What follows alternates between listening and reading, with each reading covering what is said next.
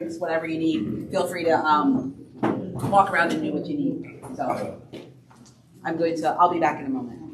I just wanted to give you that heads up. So. One of the most interesting places I got to was the island of Rhodes over in the Mediterranean. That's where they made the movie Lenten. Well, I asked you about that. And I was there watching part of it. Yes. I was the one that took that. I'm not in the way. I took it. I remember that. That was very, that was so cool.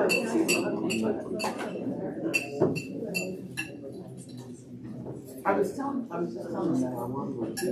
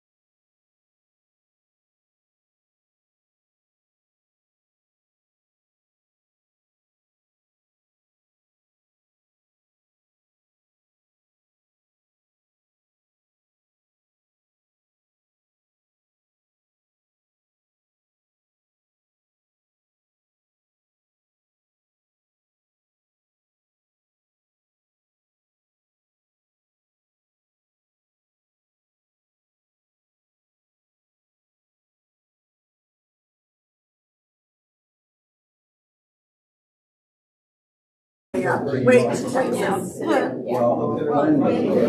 Well, drop me off at Dallas. Honestly, you wouldn't have wanted to ride with us. We were visiting my cousin who has a house in Mississippi, and we stayed 2 nights in Mississippi. The worst place I've ever stayed. The worst. There had no showers in the campground. And so we went to the fitness center figuring we'll get our showers. You know, we have a little shower in our camper, but we had clothes.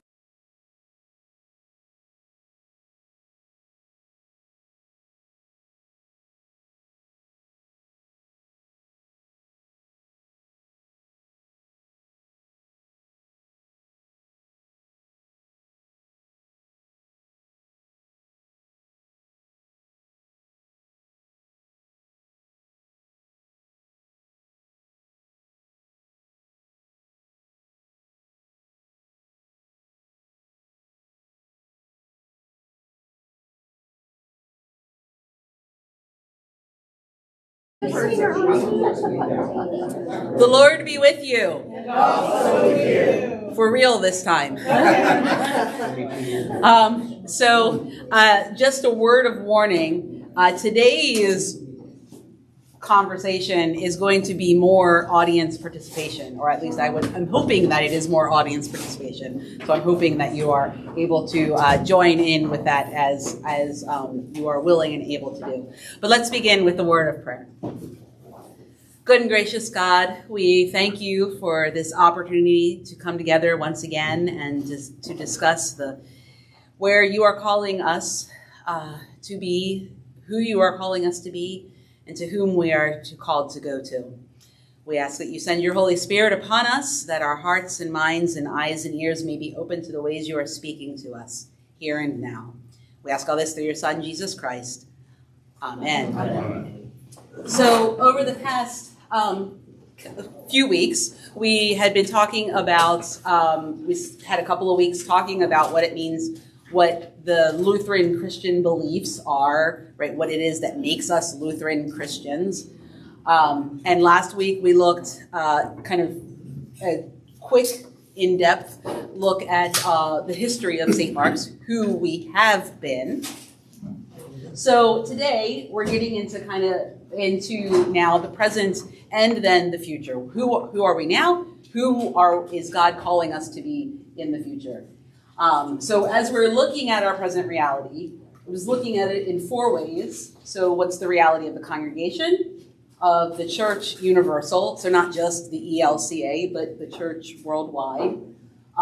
What's the reality of our community here in Bellefonte?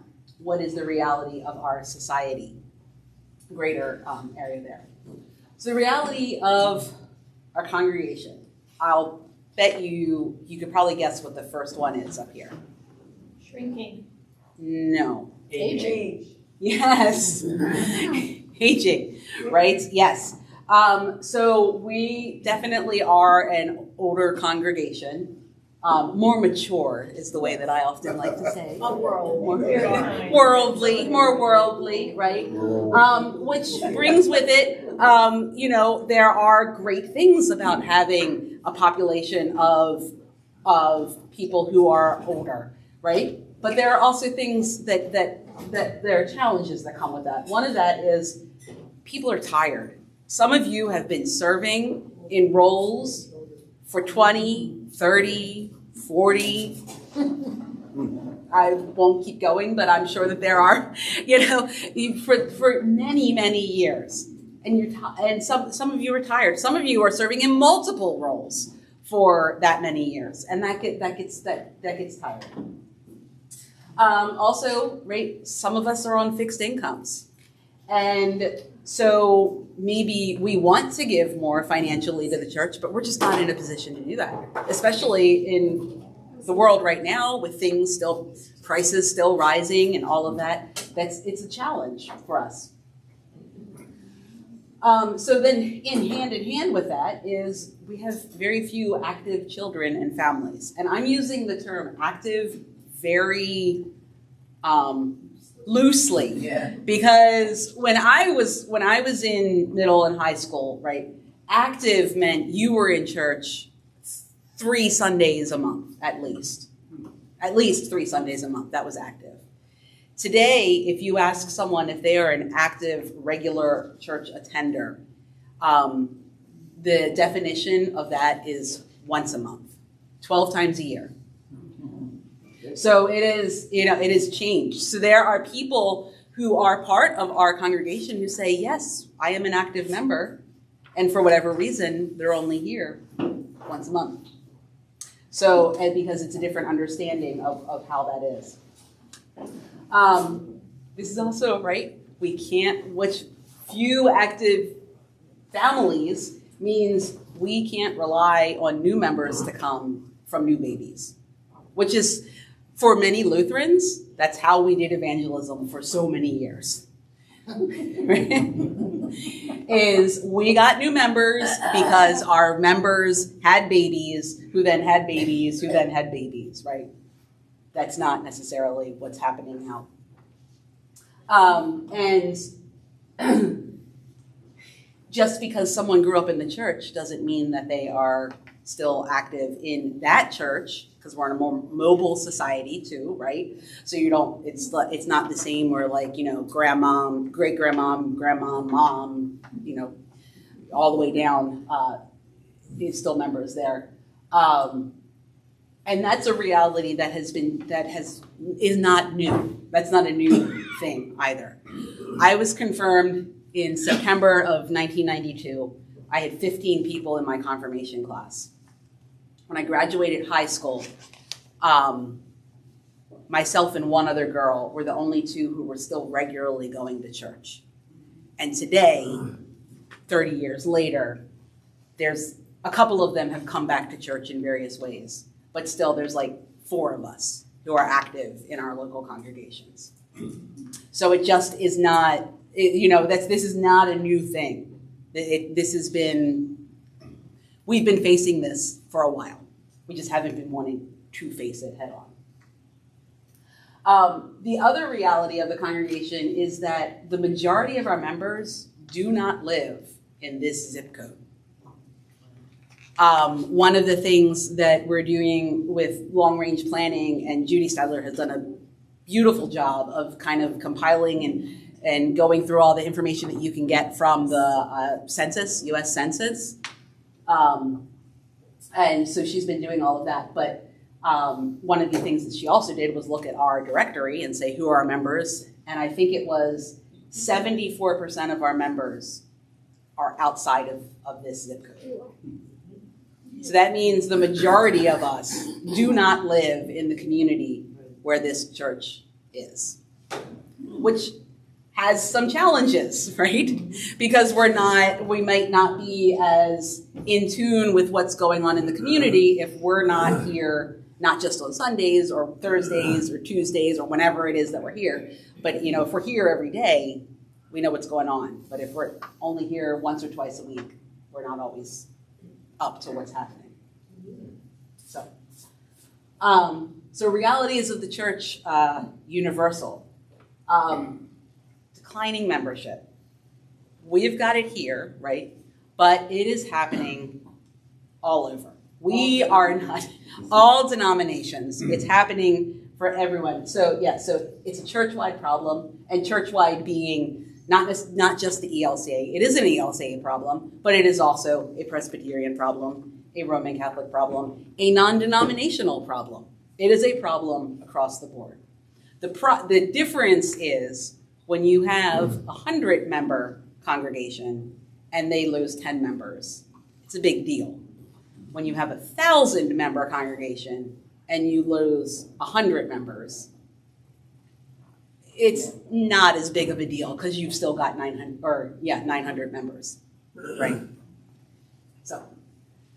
So smaller congregations are going to feel that more acutely than the larger, bigger congregations would.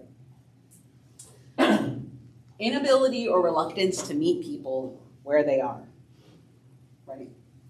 One of the things that I often hear about from my friends who are not churchgoers is they see church members as being either hypocritical or overly judgmental.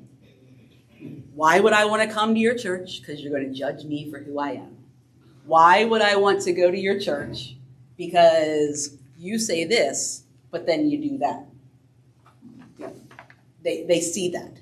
And so that's something that the church, again, universal, is struggling with. Doesn't mean that this is correct.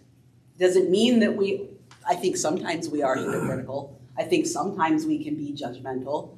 It doesn't mean that we always are. But that is the way that some people who are not church members sometimes perceive us. They see us on the outside. Yes. Resistance to change or trying new things, right? The 7 last words of the church, we've never done it that way before, right? Yeah. So last week we talked about the world, changing after 2020. It's a totally different world after 2020. It took a global pandemic to get churches on websites, social media, live streaming, things like that. And there are still churches who aren't doing any of this. Because it's something new. It's that newfangled live streaming. It's that newfangled Facebook, Instagram, whatever. It's just a fad. It's just a fad, right? And in a way it is because all the young kids aren't on Facebook anymore. They've moved on. But I think that is something, again, that is not just a St. Mark's problem. It's not just an ELCA problem. It is a church universal, worldwide problem. So then the reality of our community, what I have here is actually some of that information that Judy got together for us. So this community, 19809, so Bellefonte area here, is actually very highly educated. 50% of men and 40% of women have a bachelor's or an advanced degree, which is fairly high. But I think she said that is a reflection of most people who worked for DuPont settled in this area. So that's a reflection of that. We are predominantly white, 67% here. Second highest is African American at 20%, followed by Asian, and then Latinx. And then that doesn't equal 99. I think that equals about 99. So 1% is mixed. So they might be Asian, African American, or whatever, mixed. Households with one or more children under 18, is 27%. But if you take out non-family households, so if you take out like families where it's like a retired couple living alone, that percentage is actually 44%. So 44% of households with children in this area too. So the reason I put all of these up here is because if we are a community church, this should be us. This is not us. In some ways, it's us, but it is not fully us, right? So then, the reality of our society: we have busy lives, busy jobs, work, busy, always, right? I've shared my family 3 nights a week. We have things that are scheduled every week, 3 nights a week. Monday, Wednesday, and Thursday, we have something going on. But also, reality is, in many 2-parent homes, both parents work outside the home. So then they're also juggling 2 jobs and maybe a kid or 2 or 3 or 4, right? And if you take away one of those parents, and if it's a 1-parent home, then that struggle is, because then, mom's got to get this kid over here and that kid over there, and then this kid's got to go there, and then mom's got to go do this, and, so it is just, it's like chess, trying to figure out how you're getting to everything. And then you want to throw church in there too, and what the things that come with church. So then, like, if you go to church, and if your kid is in youth group, or if your kid is taking confirmation, or if you're on the altar guild, or you're in the choir, or that's all these other things. Yeah. What? I don't know if you realize what you just said. Yeah. And then you throw in church. It used to be the other way around. Yeah. We used to do church and then throw in the other things. Yes. But it was predominant at that time. There weren't as many after-school activities, after-school sports, sports teams that actually competed against each other in the interscholastic, all the way down to now. Yes. So many different, which leads into many different options for spending our limited amount of time, right? If I have a 40-hour a week job, that's 40 hours that are already spoken for. That's taken care of. And if I have 2 kids and a husband, right? So I'm going to have to put aside a couple hours a week just to have time with my husband, to have time with my kids, hopefully, but probably not, because kids are probably in one of these things: sports, dance, gymnastics, scouting, extracurricular, doing theater, marching band, whatever. You add all that in, and then because they're doing that, then, I'm in the music boosters, or I'm in the theater boosters, or I'm traveling with my kids to the sports events on weekends, and all of this stuff. We're just filled. We're scheduled, right? I said our family 3 days a week. Our Girl Scout troop has 6 girls in it, and one of the girls, they have something every night of the week. And I will say that she needs it. She needs that structure. So she needs. It is needed for her. But she's in something every night, and she's got an older sister who also does stuff. So what are mom and dad? How are mom and dad managing that from, ping ponging all around? And so when you're doing all of this, it does kind of thing. The thought is, church is just one more thing. One more thing that I have to put on the calendar that I have to get to. Because again, even starting with like my generation, going to church wasn't necessarily a expectation, or the it wasn't like the expectation that on Sunday morning you would go to your church. That's right. By the time it got to my generation, it was optional. That's why I said 15 people in my class, 2 of us by the time we graduated high school, 4 years later. And the only reason 2 reasons that I continue going to church: 1, my parents made me. me.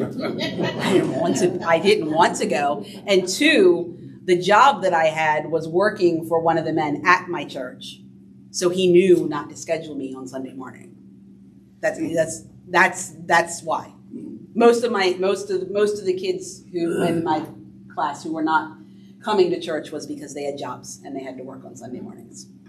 So, also this idea that membership is just not as important to people anymore, right? Many people don't feel the need to identify as a member of any organization, including the church. And so we are seeing in at least the last 20 years, membership of all kinds of organizations is going down. Girl Scouts is way down from what they used to be, right? Church membership is down. There was that book, The Bowling Alone, right? Did you have a church bowling league here at any time? We had one at the church where I grew up. That you don't see people do people bowl anymore even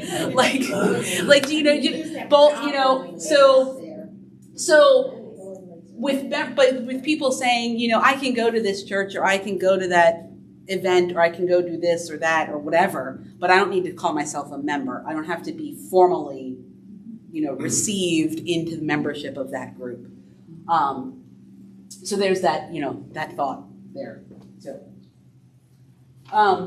So now what, right? Because some of this seems pretty bleak, and it seems like it's like trying to turn around the Titanic, right? We're headed to the iceberg, and you see it coming, and we just can't. Like, you just can't turn it around. It's a big ship to turn around. Try. And some of it we don't have any control over, right? We cannot. There's no amount of change is going to. Sports happen on the weekend now. That is a reality. We are not going to change that. There's no way that we're going to change that, because there's no way we're going to convince enough people to not join sports that go on the weekend. So that's a reality. We have no choice over that. No more blue laws. We don't have blue laws. Most places do not have blue laws anymore. So we're not going to change that. One came to my head and you said blue laws and then I lost it. That's okay. What's that? I was just going to say it's kind of like I am with my patients. I tell them that they need to do this, this, and this, and this, and that's wonderful. Yeah. But I can't follow them home and remind them to do it, right. Or I can't, or when somebody says to me, well, why did your patient do this instead of this? I said, don't ask me. I told him to do it this way. Right. I cannot hold a gun to his head and make him do it. Right. Yes. My dentist tells me to floss. Every time I go and see her, she says, floss your teeth. And I say, okay, I will. Yeah. And then for like a week I do. And then, and then, yeah. Yeah. So, but yes, right? It's like, because she's not there holding my hand for it, right? Through it. Like, there are only certain things that we can take control over, that we can change, that we can that was what it just came back. So there are still people who have health issues who still need to, for their health and for their mental happiness, need to remain at home and to still take precautions to be at home. And that's just the reality of the world that we're in. We have no control over that. We don't know. And at any time, it could become any of us. If one of us has some sort of health issue that needs us to be home, we don't have any control over that, right? So how do we live our Lutheran identity as a congregation here in Bellefonte? It's like the $100 or the $100,000, right? Yeah, question. $64,000. I was like, no, whatever. Yeah, inflation. Yeah, whatever. Yeah, inflation. There you go. So that's the question. Well, so I thought what I'd do first was go back to Scripture. Right. So Isaiah 43, verses 1 and 18. But now thus says the Lord, he who created you, O Jacob, he who formed you, O Israel, do not fear, for I have redeemed you. I've called you by name. You are mine. Do not remember the former things or consider the things of old. I am about to do a new thing. Now it springs forth. Do you not perceive it? I will make a way in the wilderness and rivers in the desert. It's one of my favorite passages. I am about to do a new thing. God is promising to do a new thing. And then Revelation. Then I saw a new heaven and a new earth, for the first heaven and the first earth had passed away, and the sea was no more. And I saw the holy city, the new Jerusalem, coming down out of heaven from God, prepared as a bride adorned for her husband. And the one who was seated in the throne said, see, I am making all things new. I think it was the church-wide assembly that I went to in 2019. That was our theme. All things new. Making all things new. Because God is always making things new. All things new. So we can get bogged down in the it's awful that there are sports on the weekend. It's awful that families aren't coming to church on Sunday mornings. And it's awful that this or that or blah, blah, blah. We can get bogged down in that. Or we can say, what is God making new? What is God doing new in us? But first, I have some bad news. There is no quick fix, no easy answer, right? What works for one congregation or community will not work for every congregation or community. We are getting any younger. And that also, I mean, that's even for congregations that are nearby, right? What works for PCOC may not work for us.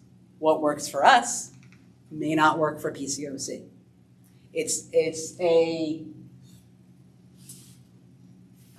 There's no guarantee. There is nothing. We are promised a new thing. We aren't told what that new thing is going to be or when it will come. Yes.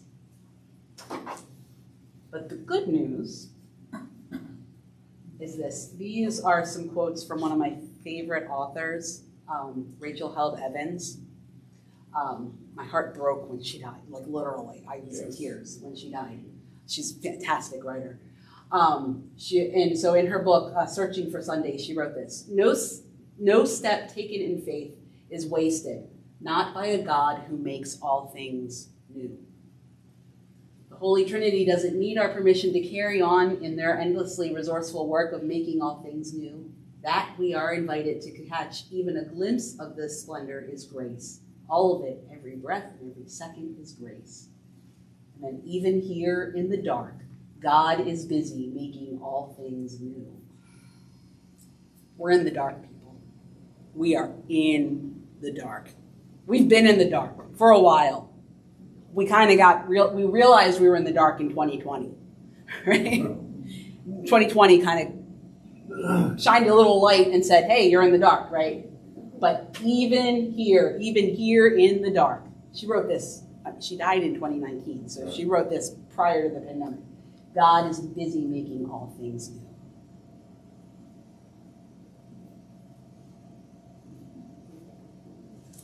And then I also thought of this.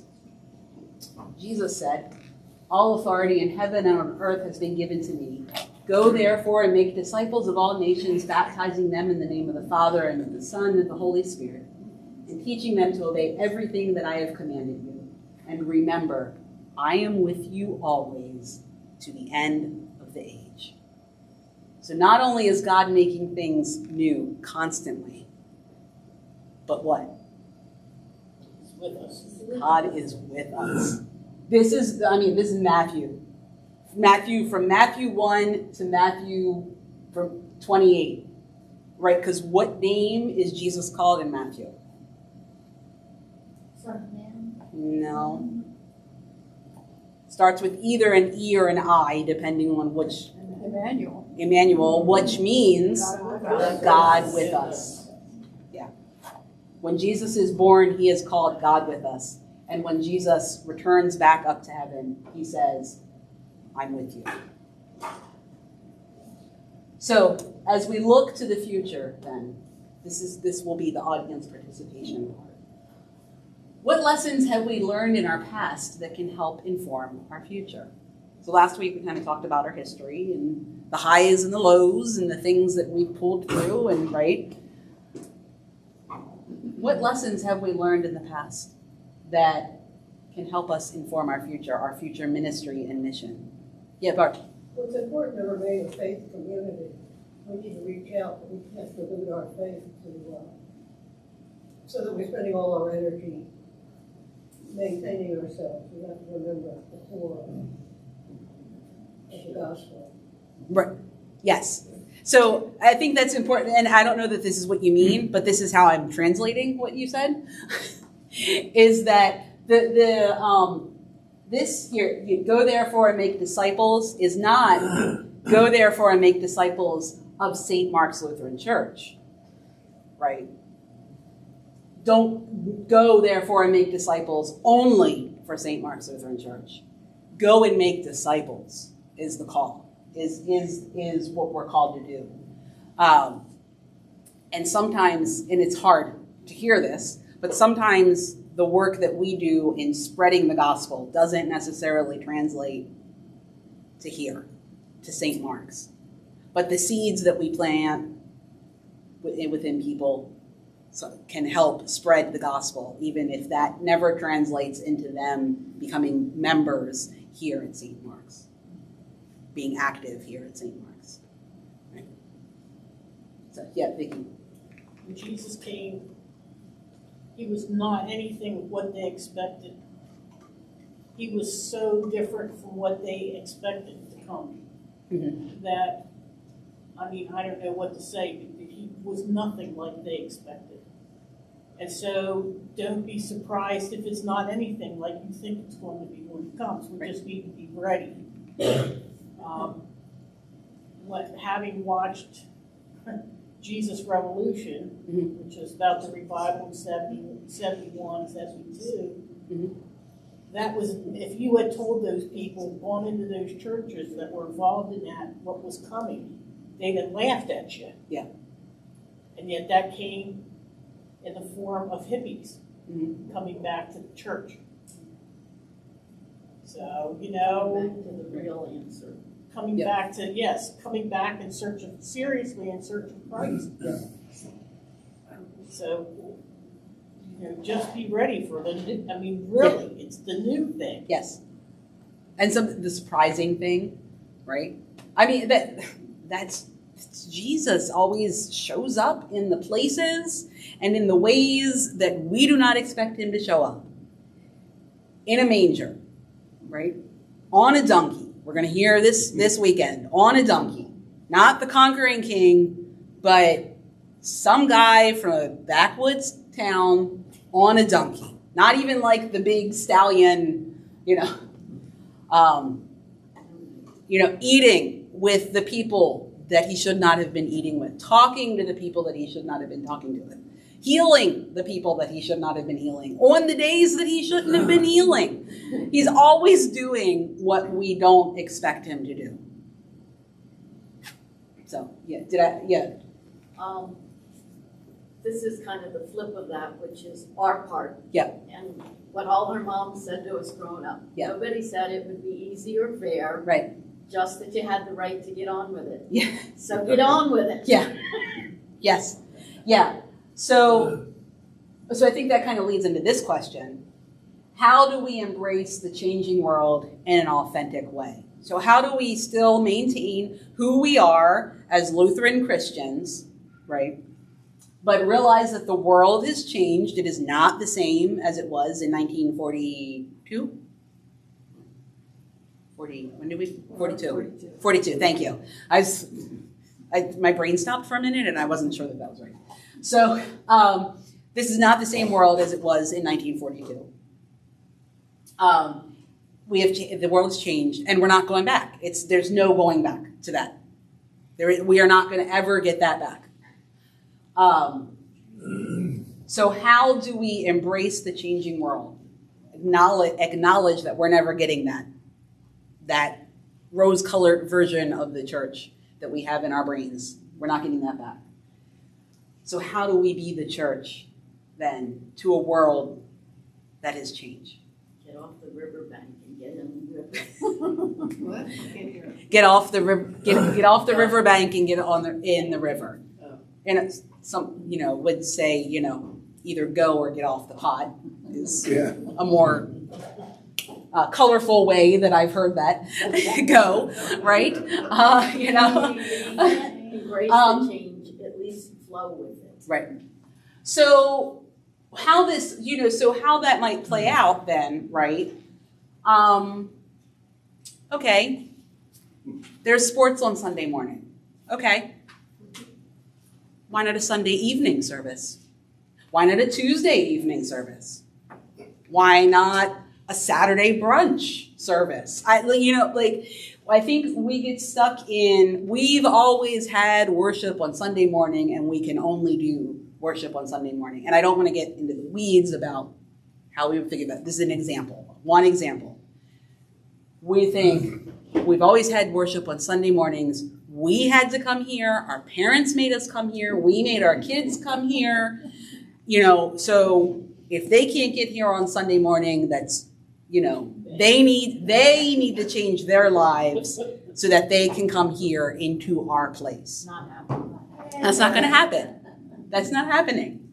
So maybe we need to think about Sunday night, Saturday afternoon, Wednesday at noon. Think about a Roman Catholic church and how many masses they have during the week at different times, right? And if you're a Roman Catholic, you just go to one of those a week. One. You don't have to go to all of them. You could if you're really into the, mass thing, but you need to go at least one. And it doesn't have to be Sunday morning. It can be any time then. And you're good. But the Sabbath. But the Sabbath. But the Sabbath is not the same for everyone, right? Our Jewish brothers and sisters, they celebrate the Sabbath Friday into Saturday. I say it's arbitrary, just like Christmas. Right. It's arbitrary. We said that the Sabbath is Sunday.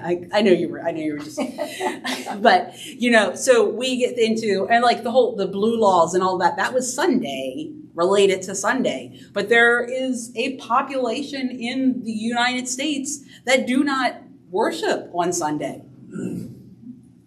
Where we lived in Ohio, had in the Toledo area was one of the highest populations of Muslim population. We actually had a mosque. Thank you, a mosque right in the town that we lived at. And they were phenomenal. They were great for the community. I mean, they opened their doors for that's where I got my COVID vaccination. They were a vaccination site. They would have big programs for the kids and stuff. You didn't have to be Muslim to come in to those programs and, all of that. They worshiped on Saturday. So often some of their stuff was Sunday mornings, because they didn't have some worship on Sunday mornings. And, so I think we kind of get stuck in, this is how we've always done it. This is what we've always done. This has always been what is expected of us. And we can't break out of that. We can't think about how might we look at how the world has changed to help us, not to change our message, but to change how we get the message out. Right? I mean, there were tons of churches that didn't even know the word live streaming in February of 2020. 6 months later, many churches had gone to live streaming because that's what we had to do. It was either that or die, or let the message die. And we weren't going to do that. So we embraced the changing world and we used that technology, that gift of being connected. We used that in a new way to do what we had always been doing. Yeah. Zoom. And what? Zoom. And Zoom, yes, right? Kids hate that, by the way. Yeah. After 6 or 8 months, Yeah. they don't like it anymore. Yeah, It's Roger. great. So how's that working for us? And I hear what you're saying, Yeah. and it's true, but it's changed here, we can't stick to the old stuff, and so on and so forth. Well, It's not working for us. I can see it. Yes, and I can say that, yes. It is not the magic fix. I said that. There is no magic fix. There is no magic fix. But the reality is, there are people attending worship with us on Sunday morning who, if we were not live streaming, would not be attending worship with us. And they are attending worship as much as any of us who are here in person that day. So I mean, the movie people are leaving. Yeah. So, enjoy the movie. Yeah. We'll let you know. Okay. What was the title again? His only son. His only son, but it's only playing tonight up here. But it'll be, I think downstate there's more showings. It'll also be on the Studios app. So, yeah. So I think an important thing to remember about live streaming, about joining worship via live streaming, is that it's not just sitting at home, like watching the latest episode of The Mandalorian, right? You are worshiping. If you are participating in worship by the live stream, you are as much a part of the assembly that is gathered that day as the people who are physically present in this place. And so that's something that I think that we also need to talk about, is how might we help people who are at home to feel more like they are a part of this. I mean, we welcome them at the beginning, right? We say, welcome to those who are in-house and at home worshiping with us today. But there are other ways I'm sure there are other ways that we can find to help them feel that they are part of that community. Because we did it I know you did it here longer than we did it in Ohio, a year and a half, where you were everyone was home except for the core people who had to come in, right? It's not the magic fix, though. It's not. So, yeah, Cheryl. But I want to, it's important that we reach out to that we reach out and we open our doors maybe more frequently than just on Sunday. Mm-hmm. But I think, at least to me, part of my Christian identity is that Sunday is the Sabbath. Right. Okay. And that, yep. and I not only recognize, but I respect that Shabbat.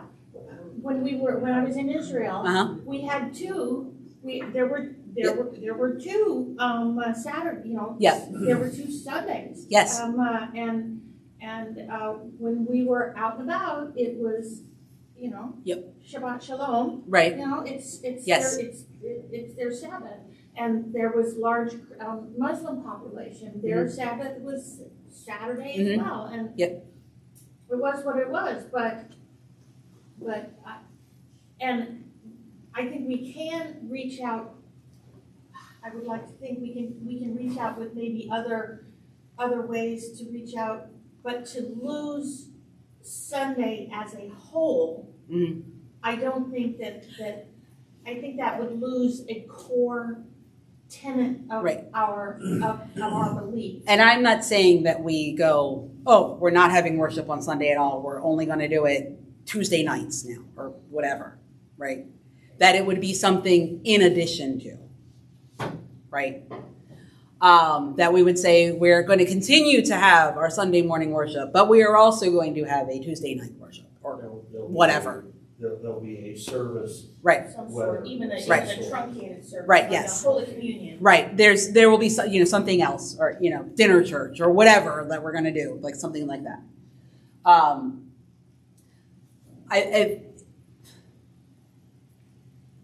Sabbath was created for us as a time to take time to be with God, right? I mean, even God rests. On the seventh day, God rests. After creating all of creation, God rests. And then God says, you all need to rest too. One of my professors in seminary, she took that to mean that her way of celebrating Sabbath was, obviously she'd go to church on Sunday morning, but then she would not do anything that required other people to work for her. So she wouldn't go to the store. She wouldn't go to a restaurant. She wouldn't make other people, I mean, they're still going to be there doing their shifts, even if she doesn't go to the store. But she is not adding to their load that day. So she would say, this is my Sabbath, and I'm going to make sure that she wouldn't grade papers on that day. Like, that was her day for spending it at church, and for genuine rest, for her own Bible study. She wouldn't prep classes that day. That's how she cleared out for that.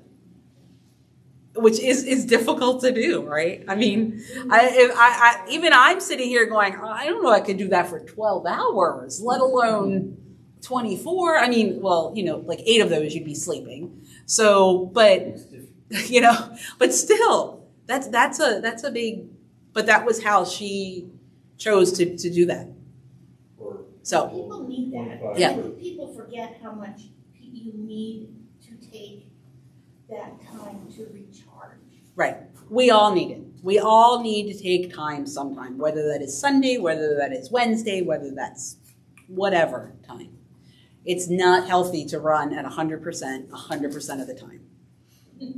Because you're not going to be 100% of the time, really. The reality is that you're not going to be 100% all the time. Because you're going to get tired, you're going to get angry, you're going to get anxious, right? We all know how we feel. We all, when we're getting too stressed, right? I get that feeling in my stomach, and I can't eat, and I get so nauseous, and I feel like I'm going to be sick, and I am up at night, and I'm, sweating and cold, and it's shaky, and right? Because I am going and not taking that time.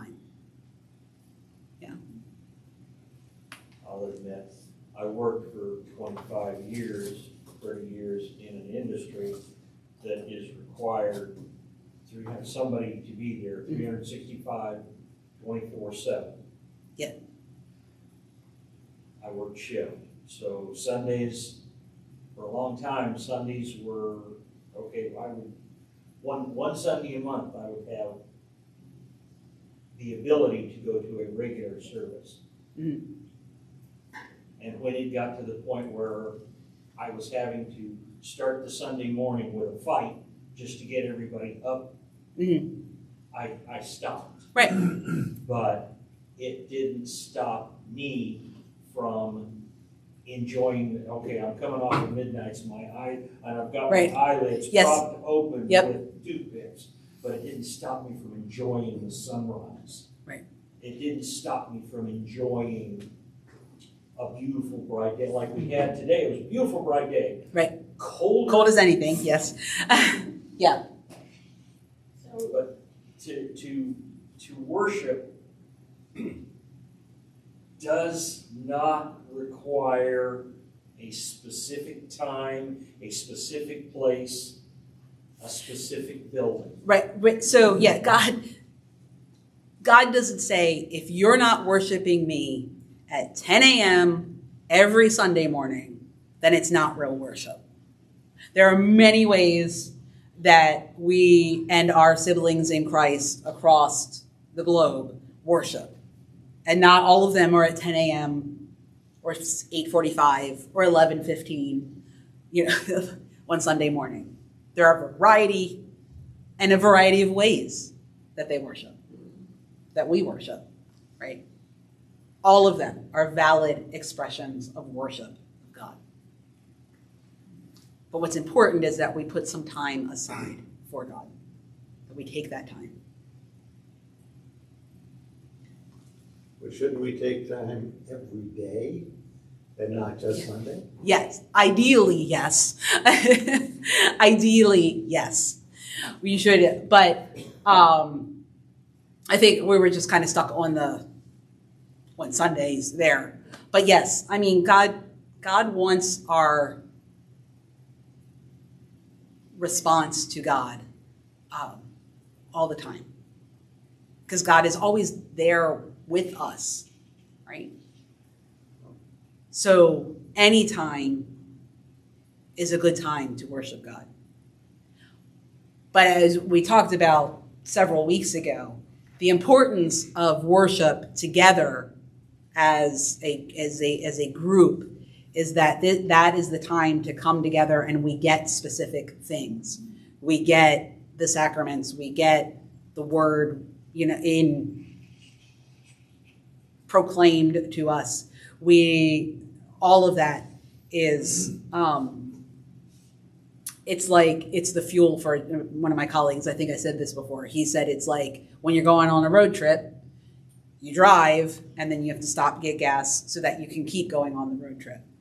So the time that we gather here, whether it's in person or online, that's the gas station. That's when we stop and get gas so that we can go back out into the world.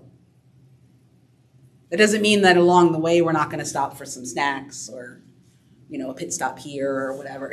Right? We're still going to do that, but we also need time, dedicated time, to stop for gas.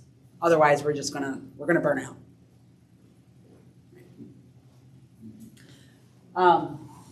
So one final question: how do we continue to share the message of Jesus to a world that desperately needs to hear it? Right? Turn on the news.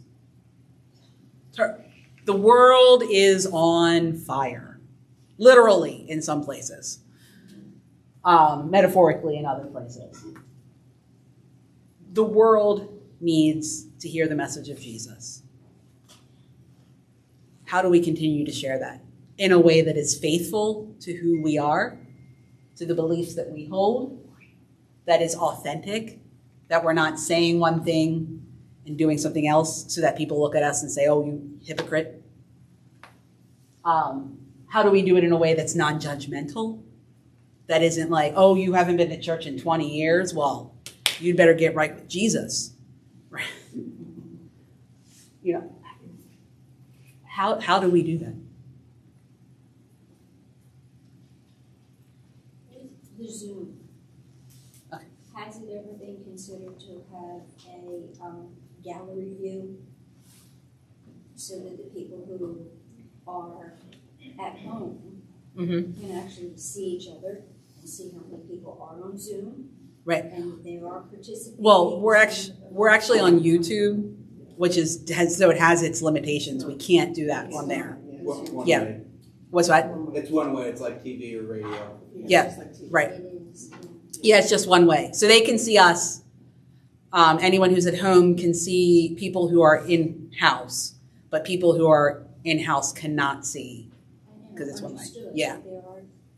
There are two churches that I know of that Right. have a gallery view. Yes, there are ways. I think that's what Good Shepherd does. I think they use Zoom for theirs. So it gives people an opportunity to really feel that they are more congregated, they're together. There are some limitations to that, though, because someone has to monitor it.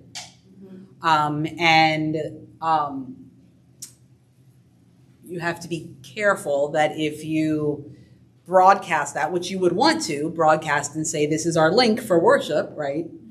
But if it's Zoom, there is the potential for someone to take that over. So you have to there are some limitations to that. But it can work, yes. Yes, that is a wonderful suggestion to think about. But there are some limitations also to think about there. Because it's YouTube. Yeah. And I mean, we don't have to come up with the answer tonight. What would you say the message of Jesus is? Excuse me. What would you say the message of Jesus is?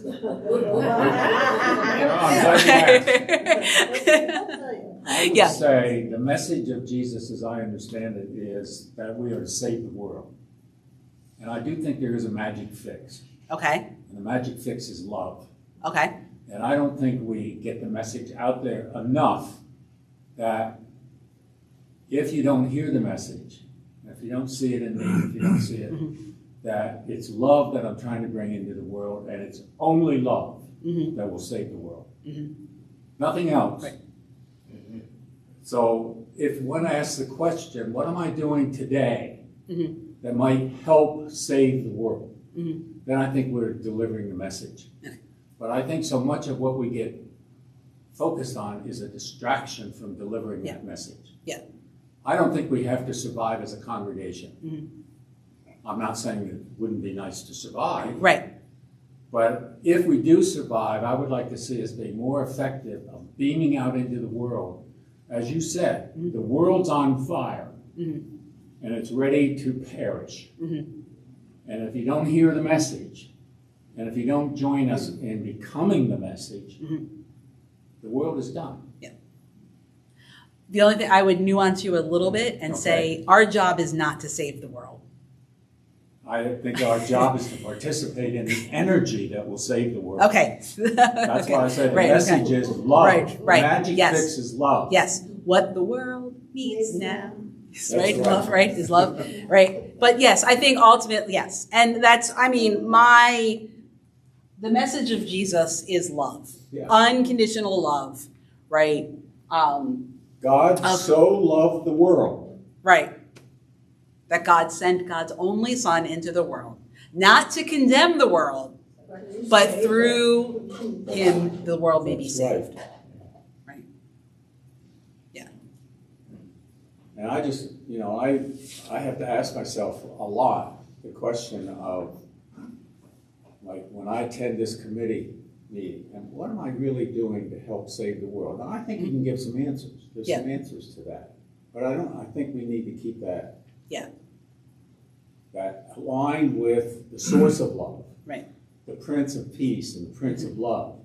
We're out there to save the world. So I'm not going to nuance it. Okay. I don't know. I just have, there's a seminary professor in my head who's saying, you don't have to save the world. Jesus already did that. So. Well, if that's true, then what are we doing here? Sharing that message with people. Well, if he's already saved the world. If the world's already saved. Right. But people don't know that. There are people who don't know that. So So they're sharing the message, but we are not saving the world by sharing. Like it's already, it's like, Barb. I think that we need to put in our mission that we are out to heal differences, because I think there are a lot of hurting people around just in this area who would benefit from the love of Christ and they don't know about it. And we need to accept the people who are hurting and show our Christianity that way. I think we do, but I think that should be the mission. I mean, Jesus saved the world, but like you said, there are people that just don't know about it. And I think spreading the word and accepting people as they come in to visit us, we do. That's the problem, is getting them in here and then showing love, because we're not sort of inclined to go knocking on doors and say, Jesus loves you. But somehow we need to get some of the people who need to be here, to hear our message. But that's the work of the evangelism committee. But maybe each of us is the message. Well, yeah. If we treat everyone with kindness, if we go out of our way to say something to someone, lighten their load every day, if we open a door for someone who seems to be struggling, we just notice people around us, we're sending out a message. But if we ignore all that and turn ourselves away, then we're doing the opposite. I remember one time somebody asked me, or asked us, and I think it was a confirmation group or some youth group meeting, if you were accused of being a Christian, would there be enough evidence to convict you? Well, seriously. That's a good question. Yeah, you know the song, "They Will Know You're Christians by Your Love." That was sort of brought up and brought in at that point.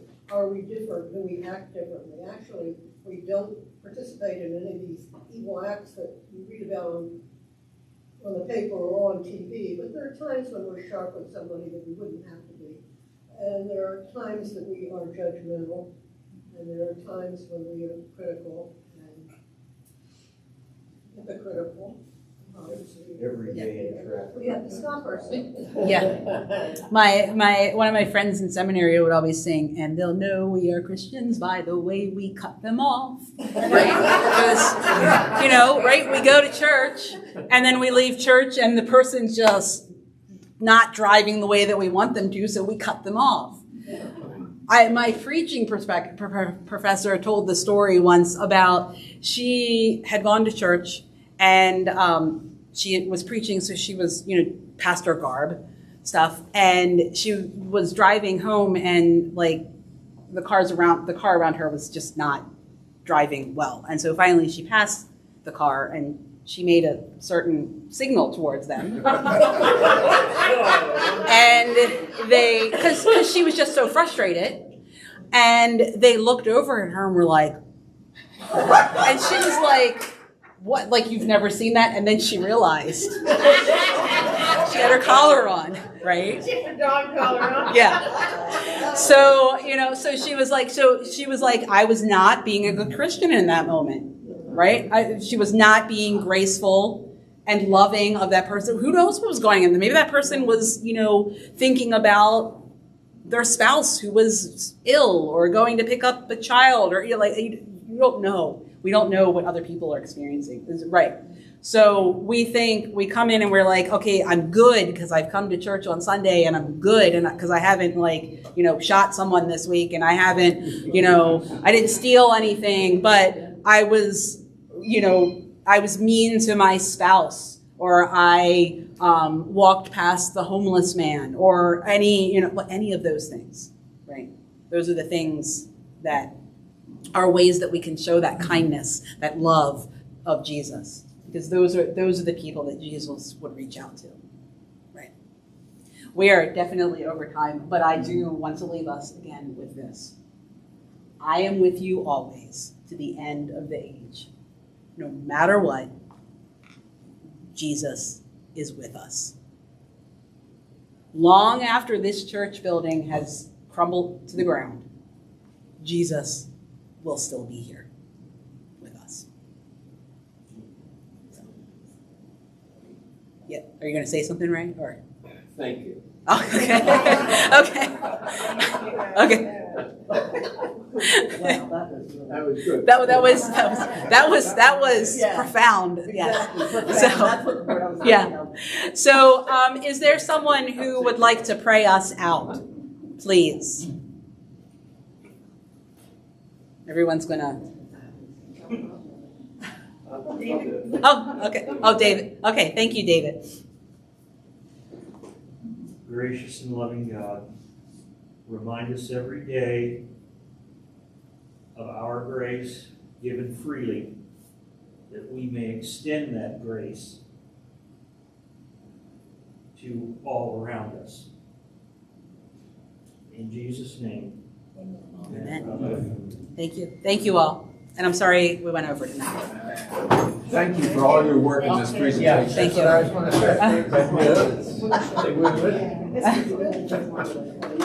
say,